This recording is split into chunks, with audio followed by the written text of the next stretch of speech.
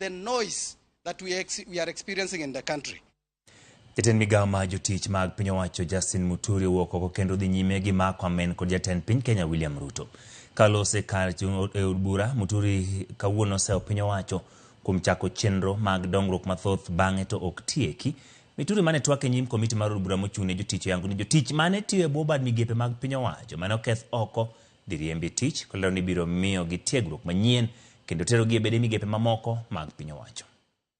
None of the staff in the affected non-performing parastatals was to be retrenched. Even if there were to arise need for retrenchment, appropriate compensatory processes would have to be thought out. It may not be the right thing to do at this time, point in time,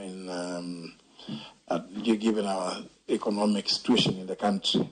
I think there may be need to either retrain or reskill those civil servants. I don't know whether there's something wrong with our psyche as a country.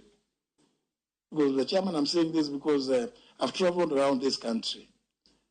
And there's something that I know some stored projects which have been there for more than 30 years. I went to a place called Water in Makueni. You find houses whose construction started more than 30 years ago. They are still stored.